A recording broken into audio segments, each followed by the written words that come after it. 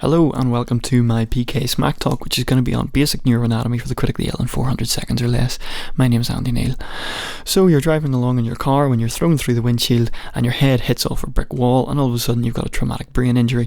You've got bleeding into your brain, you've got raised intracranial pressure, and your brain is trying to squeeze out through your skull.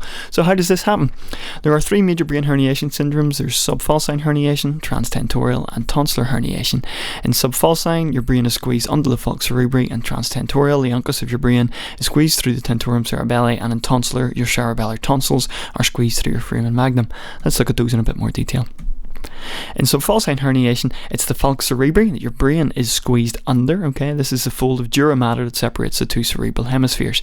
On a CT scan, it looks like this. It's midline shift. So when you see a lot of midline shift, you've probably got some herniation of the medial aspect of the cerebral hemisphere underneath the falx cerebri. This can present in an unusual way, with a traumatic brain injury looking a little bit like an anterior circulation stroke, as the anterior cerebral artery can get pinched off by the swelling there.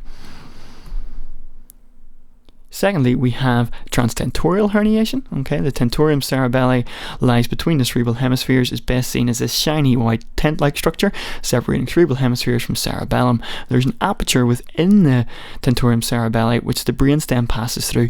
Herniation of a small bit of brain through there can cause pressure on the brainstem, a little bit like this.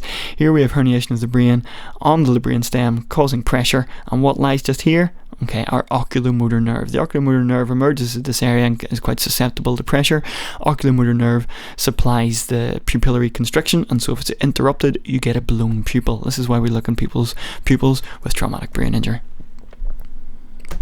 Our third one is tonsillar herniation. The cerebellar tonsils, if they pass through the foramen magnum, commonly seen in the Chiari malformation, but more pathologically seen in a traumatic brain injury. Here we see the cerebellar tonsils squeeze through the foramen magnum, causing pressure on the medulla of the brainstem where the cardiorespiratory centre is. If you stop your medulla working, you stop breathing. This is kind of a bad thing. Now, what about the blood supply to the brain? And the blood supply to the brain can be split into two major circulations: anterior circulation from the carotid system, which supplies the anterior and middle cerebral arteries, and then the posterior circulation from the vertebral system. The vertebral artery coming off the subclavian through the transverse foramen, through the foramen magnum, fused to form the basilar, and gives off the posterior cerebrals.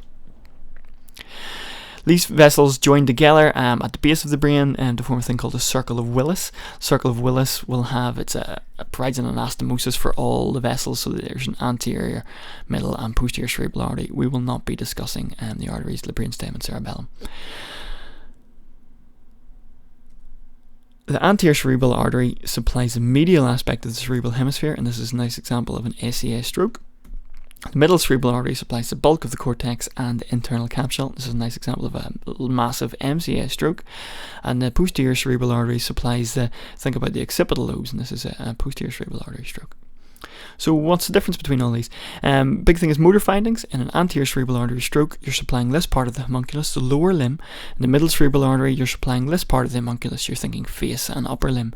So with an anterior cerebral artery stroke, you should be thinking leg involvement greater than arm and face, and MCA stroke, you should be thinking arm and face greater than leg.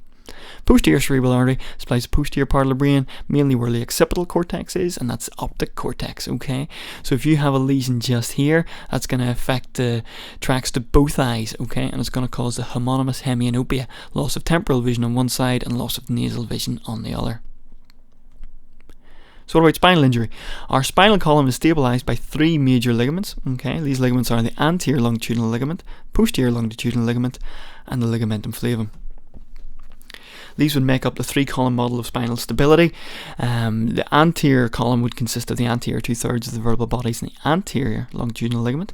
Middle column is the posterior third of the vertebral bodies and the posterior longitudinal ligament. And the posterior column is everything that's left in the ligamentum flavum. Injury of involving more than one of these columns can be considered an unstable injury. So what about spinal cord syndromes? We have a complete injury with transection of the cord, central cord syndrome, anterior cord syndrome, the infamous Brown-Séquard syndrome, and cauda equina. We're going to talk about the central and the anterior syndromes. This is the spinal cord. Spinal cord is terrifying to most people. There are lots of columns that are going up and down that are sometimes called complicated names like corticospinal and spinothalamic. Forget about that and just call them these: touch, motor, and pain. These are the three columns that we're interested in clinical examination. In this anterior cord syndrome, you have involvement of the anterior part of the cord, so you're involving the pain fibers and the motor fibers, as shown here. And an injury like this, where you have not complete transection of the cord, but you've got pressure on the pain fibers and the motor fibers, resulting in a flaccid paralysis below the lesion, but preserved touch sensation. In central cord syndrome, you've often got an injury like this, where there's no fracture involved, but you have a spinal stenosis caused by perhaps a degenerative disease in the lower cervical spine is the commonest. This causes some edema, sometimes hemorrhage within the centre of the spinal cord, and that can cause motor and pain dysfunction within the spinal cord. Classically, the motor findings are upper limbs, and they're distal findings, which is characteristic of where a lesion is within the lower cervical spine. The reason that the lower limbs are often spared with this is that the way the fibres are arranged is that the fibres to the arms are located more centrally than the fibres to the legs, which are located more peripherally, so they get affected first with swelling in the central part of the cord. So you've been watching PK Smack Talk on anatomy. I do the FM podcast, which is Anatomy for Emergency Medicine, and be sure and follow along with everything that's happening with Smack 2013. Thank you for watching.